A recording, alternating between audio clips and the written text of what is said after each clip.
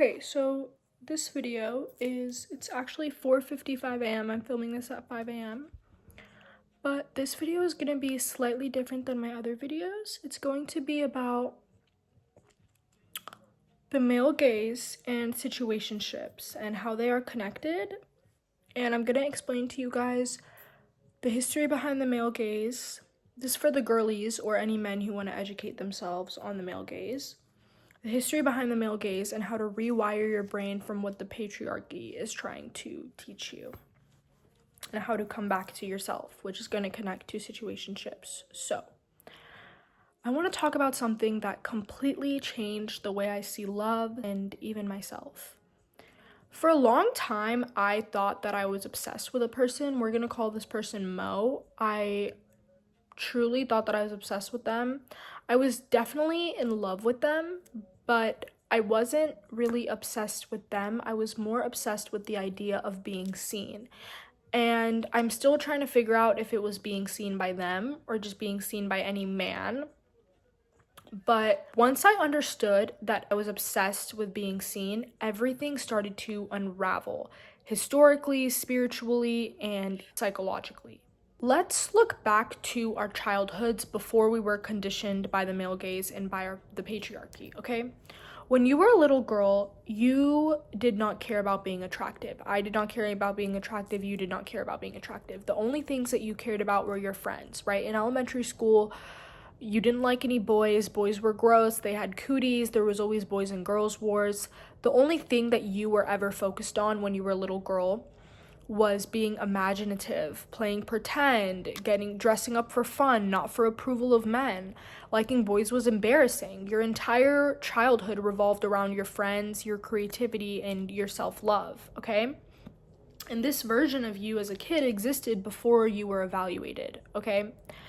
Every single person has an authentic self and a fear-ridden version of them, and I've spoken about this before, but what is your authentic self? Your authentic self was in its most pure form within your childhood. Why? Because when you were a child, you were innocent and you weren't conditioned yet. You didn't understand how the world worked, so you kind of made your own rules and you had your own thoughts about the way the world worked. You could proudly think the way that you wanted, and your subconscious wasn't rewired or conditioned yet, okay?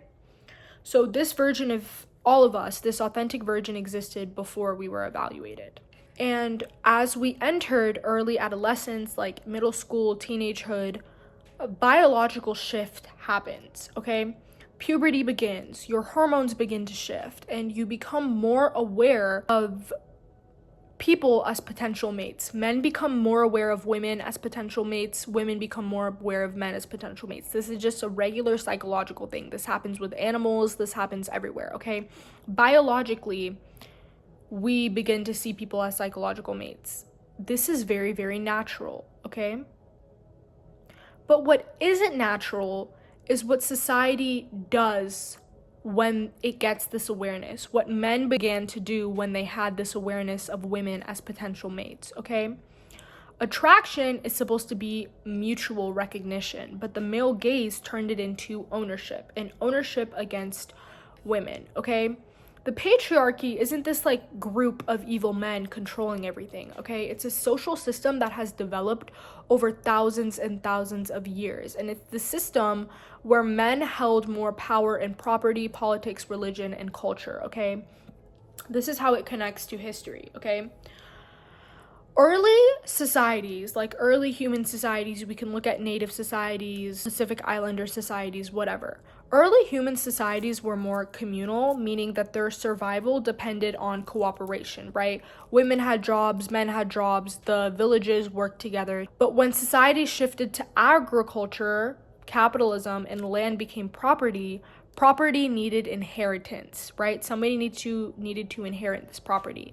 Land was no longer shared, and it wasn't like a communal thing where people worked together to keep societies going. It was like there was a top dog. A social pyramid began to form. The inheritance of this property required certainty of paternity, okay? That's when women's bodies, especially reproduction and sexuality, became controlled. And over time, women stopped being seen primarily as subjects, and they started being seen as symbols. They started being seen as symbols of honor, status, purity, male success, okay? So rather than being subjects of human connection and leaders who helped keep the society going, they were now seen as like, oh, this girl looks good on my arm, right? That's why a lot of rich husbands want to spoil their wives, not because they actually want to spoil their wives, but because they want everybody else to have their wives look good on their arm. Women became a thing of status, right? A woman had to be pure, right? You had needed to be a virgin. It was like having a woman and having sex was like a sign of honor for men, okay? So what is the male gaze? The male gaze was a term. It was basically used to describe how women are portrayed in film and media. So the term the male gaze was solely used to describe how women are viewed in movies, okay? Because in movies, women are portrayed in a way that is framed through straight male perspective, okay? And the way women were portrayed in movies were that they were portrayed as objects to be looked at rather than subjects with inner lives. This is why, like, in earlier movies, even cartoons that little boys would watch as a kid, if you, like, what was that one cartoon where the lady was, like, sharpening a pencil and it was being sexualized? Hello, Mayor. Good day, Miss Bellum. How is every little thing? Pencil go snap. Here, let me help you with that.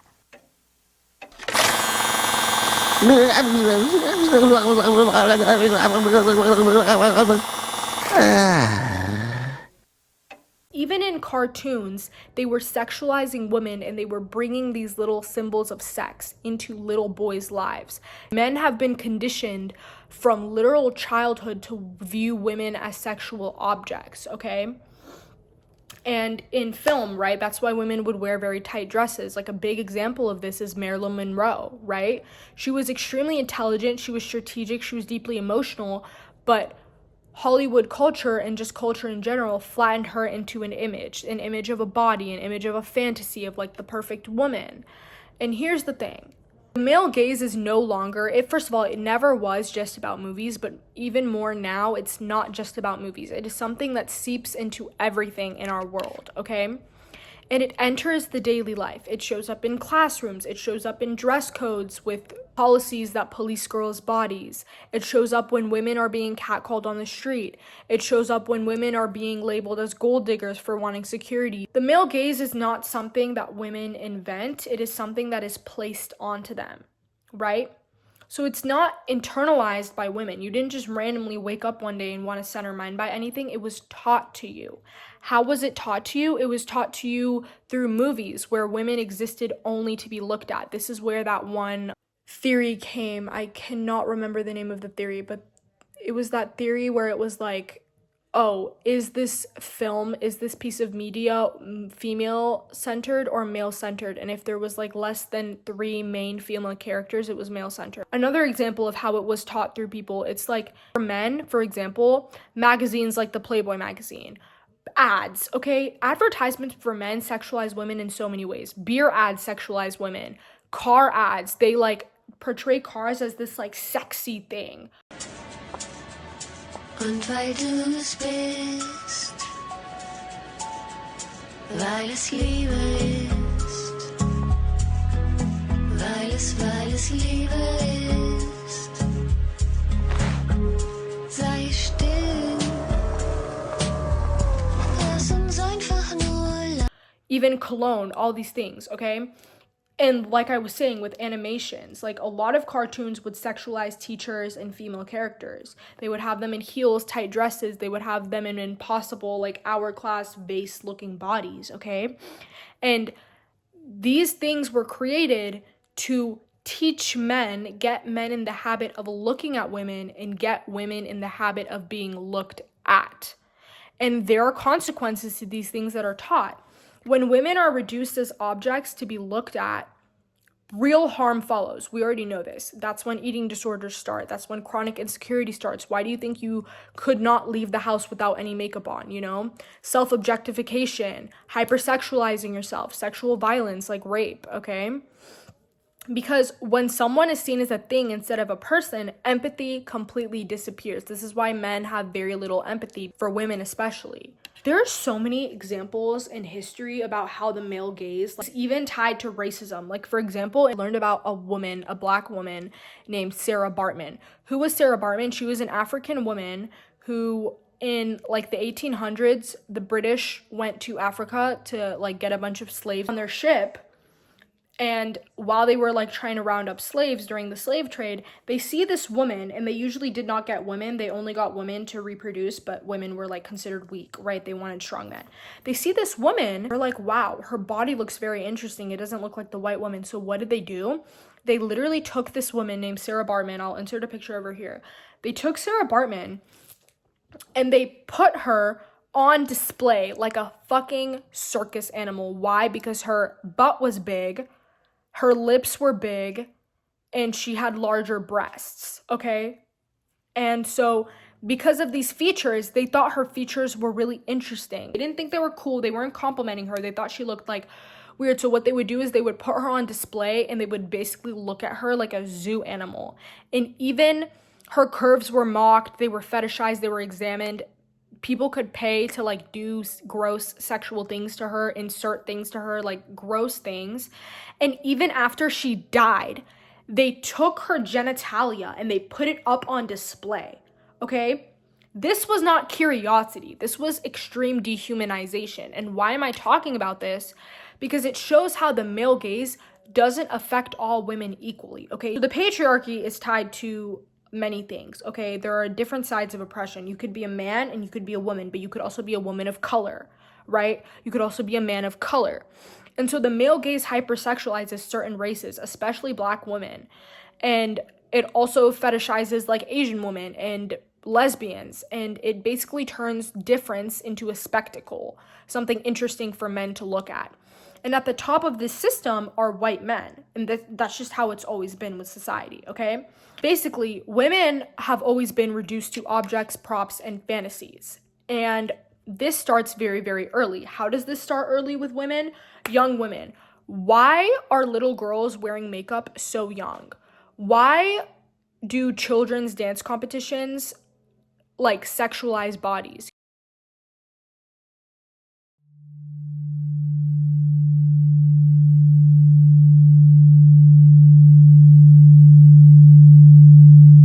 Why do girls have to learn to perform before they can even exist? Why do we have to learn what boys like, what manners to do, this, and this, be modest, that, before you even understand what it means to exist? None of this is accidental. So I just explained to you where the male gaze stems from, some of the effects it has, how it affects different races, how it affects women early on. Now, how does this connect to situationships? Why do situations hurt so deeply? This is why. Because if your identity is built around being perceived, especially by men, emotional inconsistency feels even more devastating. You are not just losing the idea of this man who keeps giving you push and pull, who keeps acting like he loves you 1 second and acting like he doesn't. You are losing this male gaze that made you feel real. And why do I know this? Because I lived through it, okay? There's so many videos on how to get over situationships. And what do most of the videos say? They say, become obsessed with yourself. Focus on yourself. Gain self-respect. Gain self-love. They shame you. They're like, why do you even like this guy? He treats you like shit. And then you start thinking to yourself, why do I like him? I don't know, but I can't stop. No. Shame is not the way to make you stop loving somebody. When you love somebody, no amount of self-respect, no amount of whatever can truly stop the heartache, okay? Because when you love somebody and when you become attached to them, it's very, very hard. Because I'm obsessed with myself. I love myself, but I still ended up loving a person who treated me like shit. And so there's two things I have to say. First of all, if you are a person who experiences unconditional love, what is unconditional love? Unconditional love is loving somebody no matter what, because you are not loving them because they are doing something for you. You are loving them because they are them. Unconditional love means no matter how shitty that person treats you, you continue loving them because you love them selflessly. What does that mean? It means you literally love them solely because they exist and no other reasons. You don't love them because of how they make you feel. You don't love them because of how they look. Nothing. Solely because they exist and you love them. If this is how you feel about your situationship, you need to learn conditional love, because I used to be a very big person with unconditional love. I used to love people unconditionally constantly, and then I realized unconditional love is not realistic. You need to love people on the condition that they do something for you. And what do they do for you? They love you. They give you respect. They give you trust. They make you feel safe. It doesn't have to be, oh, you love them because they like give you money or something like that. It doesn't have to be like that. You could literally love someone solely on the condition that they love you as well and they treat you well. That should be something that's in your head. That should be the new rule. And so people always say, just focus on yourself. But what happens when you already did your job, you focused on yourself all fucking day, you hung out with your friends, you painted, you drew, and then it's 3 a.m. and you're trying to fall asleep and all of a sudden you're haunted by the memories? What are you gonna do now?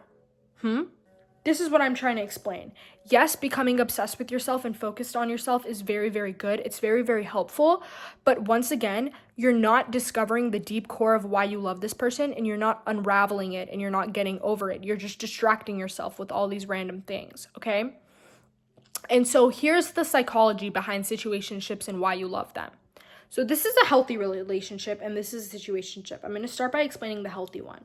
When you are in a healthy relationship, you are constantly getting regular doses of dopamine, of oxytocin, of whatever, because you are constantly having sexual relations with this person. You are constantly getting like good morning texts. You are constantly getting stable chemical reactions in your brain because it's always coming. It's just a constant. It's a line. Now with the situationship, it's not a constant. With the situationship, it's up. 1 second he's kissing you and you're cuddling and you're spending the night, and then the next second he's not texting you at all, and then it goes down again. So this chemical of oxytocin is a lot like dopamine, right? It triggers your dopamine receptors. When you get oxytocin from a person and it makes you feel really, really good, and then all of a sudden the person just poof disappears and pulls away from you and you go down, that next hit of oxytocin feels so good. This is how drug addiction works, right? You start by smoking weed once, then you go on with your day and your day feels really, really dull. Then you get it again and then you want it and then you crave it. It's the same thing with situationships, right? You're craving this dopamine, you're craving this oxytocin, and the push and pull makes the craving even worse. It's a chemical reaction in your brain, right?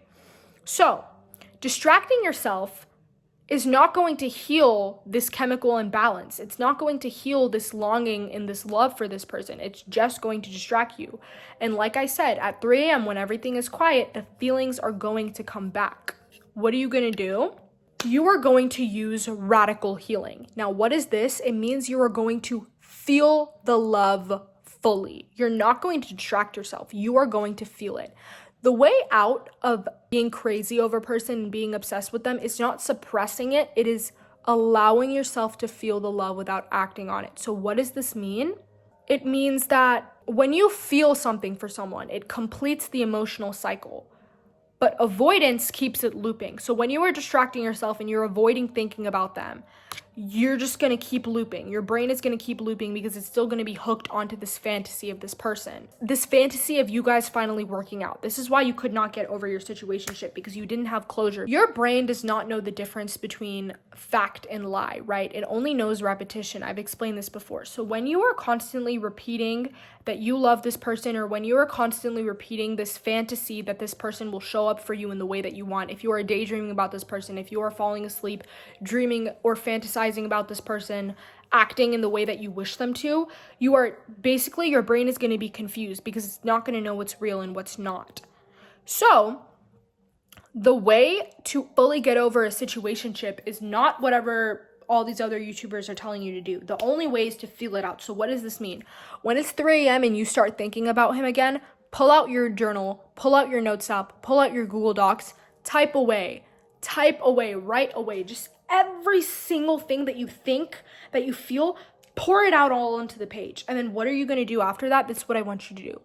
I want you to read out loud everything that you wrote. 2 things are going to happen. You're either going to read it out loud and you're going to feel very, very, very drained, Or you're going to be reading it and then you're going to be like, I ain't reading all of that. And you're still going to feel very, very drained. But after, maybe this won't happen the first time, but you get into the habit of, rather than acting on the feeling of missing them and immediately going to texting them or trying to find like some closure from them, if you just like talk it out with yourself and you put it in a journal and you let it all out, slowly you're going to get used to them not being there, and you're going to be able to be self-sufficient, and you're going to be able to be okay with them not being there, and you're going to learn how to live with the love. And then it's slowly just going to get easier, okay? Time heals, right? And so this also connects to neuroplasticity, right? So your brain is plastic. It rewires based on repetition and attention. That's what I just said. So every time you choose yourself as the reference point, you weaken the male-centered wiring and you weaken this attachment to this person. This is neuroplasticity. This is spiritual work. Every single time you choose to write about it rather than text this person or act upon something or give this person a reaction, you are rewiring your brain not to get oxytocin from them, because even a simple text back gives you oxytocin. It leaves you in the hook. Or if you text them and they don't respond, all of a sudden you're thinking, why aren't they responding? It's bringing up that anxiety again. If you just let it all out without actually giving any connection to them, you are slowly going to pull away, and you're slowly going to get tired. You're going to get tired of the love you feel for them, right? And this also connects to your third eye, right? So what does your third eye mean? It means seeing yourself clearly. Your third eye is your inner perception, okay? It's seeing truth instead of illusion. The male gaze is an illusion. So awakening yourself and reclaiming your own vision not only helps open up your third eye, but it gets rid of the male gaze. And so back to what I was saying with the situationship. To get away from the male gaze, okay? How do you get away from the male gaze? How do you escape from it? To get away from the male gaze, you don't go in the mirror and ask yourself, how do I look? You don't ask yourself, do I look pretty? Will he find this attractive? Will they find this attractive? You start asking yourself, what do I actually like? You slowly start stripping yourself of needing to be perceived by men and caring about the perceptions of men. You ask yourself, what do I actually like outside of men, outside of validation, outside of being chosen? What brings you back to yourself? And how do you discover this? By returning to the child, returning to the authentic self that existed before all your brain was rewired, okay? It's remembering who you were. It's remembering the little girl in you, okay? The girl who played, the girl who imagined, the girl who existed without needing permission. You need to go back to your childhood. Look at baby photos. Think, what did I love to do as a kid? Was it drawing? For me, it was writing. For me, it was playing with Littlest Pet Shop and making stories because I loved storytelling. So now I write stories all the time. You need to go back to the things that you liked doing as a kid, and you need to reconnect with your authentic self, because it's going to spark something in your soul. And that thing that it sparks in your soul is going to be stronger than the emotional attachment you have to this situationship. It's going to be stronger than anything, and it's going to help you reconnect with yourself and get rid of the male gaze and get this newfound self-love. And so there are a couple exercises you can do to reconnect with your inner child. The first thing is, get any photo book of you as a little girl, and every single photo, I want you to make a caption, if you can remember. Not like baby photos before you had memories, but like elementary school photos. Open up your yearbook, whatever. I want you to make a caption of like what was happening in that photo, what you remember as a kid. I want you to go on Google and pick a random word. Get a random word generator, and for every single word, really dig into your head and think of a childhood memory that connects to that word. Okay, for example, the word could be green, or like tree, or the word could be ocean. When I think of ocean, I think of when I was really little and I would play in the sand and I thought the sand was really cool, and I would see crabs in the sand and I would like make stories of it. Or ocean, I think of when I would play mermaids in the pool and what my favorite power was, and now I'm thinking of my childhood best friend and all that stuff. Okay, you're gonna do these little things and you're gonna try to reconnect with yourself. Another exercise you can do is, for example, if you like to play with toys as a little kid, I'm not even kidding, no matter how old you are, you're 30, you're 40, whatever, get a toy and make up a pretend story with it as if you were a kid. You're gonna feel stupid, but feel the stupidity. Just allow yourself to act like a child again, right? And there's a lot of exercises you can do online to connect with your inner child. There's journaling. The male gaze taught me to ask if I was wanted. But healing teaches you, and it taught me, to ask if I was at home within myself. Do I feel at peace within myself without any perception of others? Once you have returned to yourself, nothing that was never meant to stay can control you again, okay? But really look into the origins of the male gaze and try to remember, when was the first time that you actually started thinking about how men perceived you? Because a lot of people, they start thinking about this in like middle school when you hit puberty. I already explained that. That's when like your hormones are up, and that's when naturally we start feeling attraction. And there's usually two ways that women respond to the male gaze. It's either conformity or rebelling. And so how do women conform? That's when you start either over-sexualizing yourself or dressing in a way that you think a guy will like, or being more quiet because you don't want guys to think you were loud, all these things. Or you start to rebel. You get overly loud. For me, I rebelled. How did I rebel? I started becoming so alternative. In middle school, I had like really ugly, crazy hair. Like really, my hair did not look good. Like it was like half purple, half green. I had like crazy makeup. I was wearing demonias, all that. And I'm not saying being alternative, like some people genuinely enjoy being alternative, and if you do, that's great, rock that. But my intentions for being alternative were not because I actually enjoyed how I looked. It was because I was trying to do anything to avoid being perceived by men. And that is still being male-centered because it is still centered around men. You need to do things because you want to do them, and it has to have nothing to do with what men think. Back to the situationship thing, it is so simple to get over a situationship. And why is it so simple? Literally, all that you have to do, don't act upon it.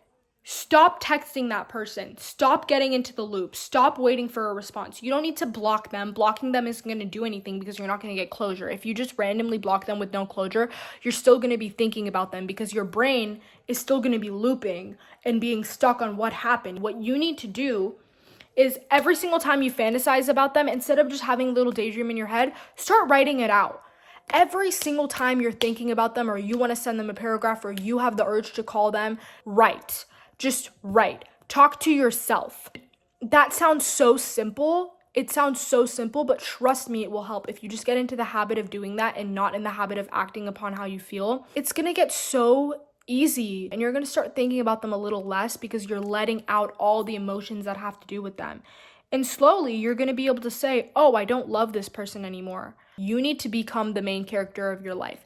If a man is taking over every single waking thought in your brain, if every single thought revolves around them, you are the side character of your life and they are the main character of your life. And you need to become the main character of your life again. You need to, when you reconnect with your inner child, you're going to start to like yourself more, and you're going to stop feeling as insecure because you're going to feel love. You're going to feel the love that you felt as a kid. And yeah, I hope this helped.